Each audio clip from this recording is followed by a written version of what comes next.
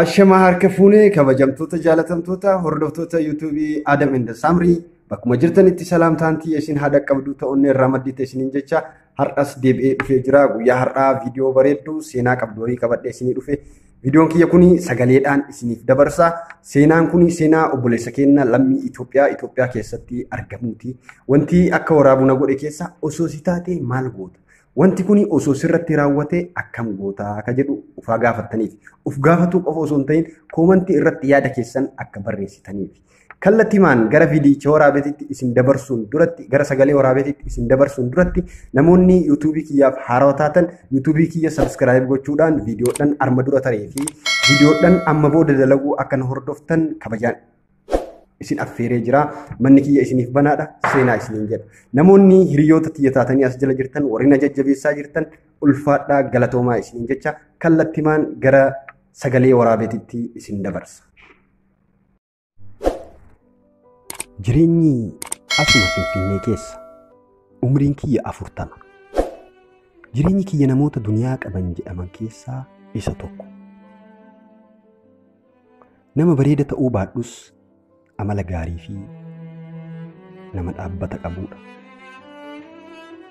Har'a madaa umrii kiyya guutuu hin fayyine isinitti himachuu heda. Dhugaa Rabbii waan godhuu qabuu fi waan hojjedhu wallaalee jira. Yeroo tokko hanga barbaadde yoo duniyaa qabaatte yoo mana keessaa jaalala hin qabaatiin ko'ummaa sitti dhaga'ama. Anillee ko'ummaan natti dhaga'amaa jira. Anaa fi jaartiin tiyya waggaa 11 dura ani biyya alaa deemee bashannanuuf isiin immoo fira ofii biyya biraa irraa galaa jiru fuudhuuf osoo deemtu boolee dirree xayyaaraa keessatti argeen ture. Ganaa akkuma argeen onneen kiyya na rifate. Akkuma argeen tuni jaartii tiyya ta'uu qabdi jedheen of amansiise. Suuta jedhee lakkoofsa bilbilaa kiyya kennee fi guyyaa 15 booda gara biyyaan hin deebi'a. Akkanaa bilbiltu abdiin qaba jedheen. Deebiin ishiis gaarii ture. Anis biyya ambaa turee gara biyya kiyyaa gale. Anillee erga biyyatti galee yaanni kiyya mucattii bareedduu san ture. Lakkoofsa kiyya kenneefii ture. Garuu lakkoofsa isii hin fudhanne. Akka ani yaadi naaf hin taane naaf hin bilbille erga deebi'ee torbaan tokko caale isiin garuu naaf hin bilbille. Bilbila kiyyas kenneefi onnee kiyyas kenneefi akkamitti naa bilbiluu dhabde jedheen aare. Garuu biyyatti deebi'ee gaafa guyyaa 11ffaa guyyaa jimaataa naannoo sa'aatii 4 irratti naa bilbilame. Anis bilbila kaasee eenyu jedhu jedheen. Mucattii booletti lakkoofsa naa kennite sanii naan jette. Achi booda gammachuu kiyya isinitti himuu hin danda'u. Guyyaa qidaamee qaamaan wal arginee taphanne. Waa'ee kiyya waa hedduu itti hime. Isiinis waa'ee ufii xiqqoo na taphachiifte. Walbarmoonni kennaa kuni yeroo xiqqoo keessatti gara kiyyata biraatitti jijjiirame. Mucattiin jaaladhu sana cidha baay'ee bareeduun fuudhe. Wal fuunee gaafa waggaa tokko ilmoo lakkuu lamaa ilmoo dhiiraa tokkoo fi tan durbaa tokko naa deette. Guyyaa san gammachuu irraa kan ka'e madfii dhukaasuu malee homoo nan hafne. Gammachuuf affeerraa mana keenyatti goone. Ergasii waggaa 2 turree dubartiin takka nuu dhalatte. Ammallee waggaa 2 fi ji'a 7 turree dubartiin takka nuu dhalatte. Walumaa galatti abbaa fi haadha ijoollee 4 taanee jireenya gammachuu jiraatu jalqabe. Hanga wajjin jiraannu kanatti haalli jireenya isii guyyaa tokko duumessaa'ee hin beeku. Ana wajjin jiraatu isiitti carra qabeettii akka taate natti himteeyyu. Abbaa warraa gaarii akka ta'e irra deddeebitee natti himaa turte. Ani jireenyi kiyya yeroo hedduu hojiidhaan dabarsa. yeroo tokko tokko gara biyya alaatis ni deema.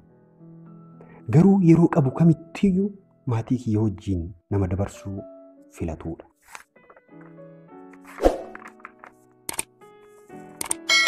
Yeroo hunda hojii malee taa'uun itti ulfaata jedhee jaartii tiyya tanaaf hojii bareedaa jalqabsiise. Isinis hojii kanaan sadarkaa guddaa irra jirti. Garuu guyyaa tokko akkana ta'e.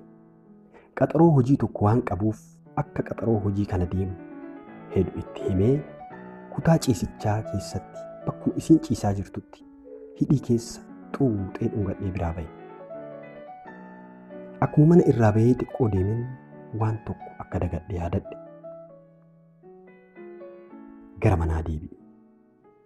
Konkolaataa kiyya aluma dhaabee qulfii karraa banee yoo gara kutaa ciisichaa kalaayu kolfi jaartii tiyyaa kan tolchitee qulfii tokko natti dhaga'ame.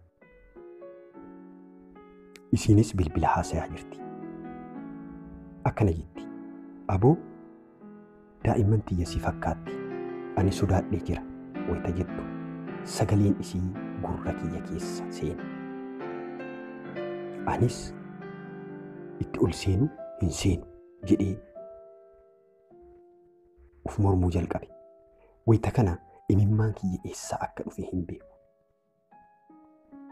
Narraan dhangala'uu jalqabe. Obseetuma uf wajjin haasayaa bayee deeme. Sana booda amantaan isiif qabu na jalaa bade. Garuu waan hundaa tasgabbaa'ii akka laaluu qabu uf amansiise. Suuta jedhee waa hunda hordofuu eegale. Icciitii jaartii tiyyaa qoqqotuu eegale.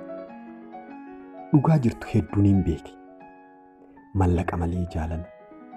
Mallaqa malee jaalalaan akka isii hin bitin. Mallaqaaf malee anaaf bakkee akka isiin hin qabne. Waan isin ajaa'ibu. Ani immoo faallaa isiiti. Nama jaalalaan isiif bitame. Isiin garuu badiina irratti dalagaa jirti. Ijoollee tiyya sababa garaagaraatiin DNA qorachiisuu jalqabe. Dabuu Afrikaa irraa yeroo bu'aan DNA deebi'u garuu osoo arku amanuu dadhabe. Ijoolleen lakkuu tiyya. Tuunniin immoo tiyyaa miti. Amma ni rifadhe. Amma yeroo kanatti karaa lakkuu yookaan xurree lakkuu irra jira. Jaalala, xiiqii, waanuma yaadu walii wallaale. Ijoollee tiyya jedhee kaniin kunuunsaa ture tan nama biraati. Umrii kiyya guutuu qaamni isii kiyya kan jedhe kan nama biraa ture. Akka lammata nama hin taanetti capha hin taane na cabsite. Jaartiitii ajjeesii ufis ajjeesii naan jedha keessi kiyya. Ijoollee nabsee hin beekin tana hoo akkam taati jedhee naa deebisa sammuun kiyya. Yeroo tokko tokko namicha bultii ta'ee diige kana namaan ajjeesisiisi naan jedha sammuun. Ammas deebi'ee sammuu kiyya. Kanas gootu sammuu kee jalaa dhukatuu hin dandeettu naan jedha. Ammallee jaartii tiyya. Ta nama biraa akka taate osoo beeku nin jaaladha. Osoo waan kana hunda beeku hammadheen bule. Isiin hirriba gaarii laash jettee rafti. Ani garuu hammadheen booyaa bule. Garuu cinqamee jira. Wanta hunda teessisee yoo itti hime bultiin keenya ni diigama. Sun immoo fatanaa biraa natti ta'a. Sababni isaa waan isii jaaladhuuf. Cal'isee nama homaa hin beekin yoo ta'e immoo akkamitti ta'a? Waan godhu wallaalee hin jira.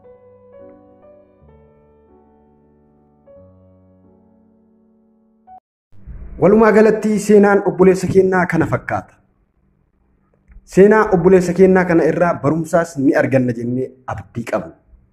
Wanti isin irraa eegamu like, share, subscribe gochuudhaan wantoota haarawaa taateewwan haarawaa fi seenaawwan akkanaa kan sammuu keenya keessatti gaafii namatti uuman kana deebii itti laatuudhaaf akka itti yaaddaniif kana isiniif dalage.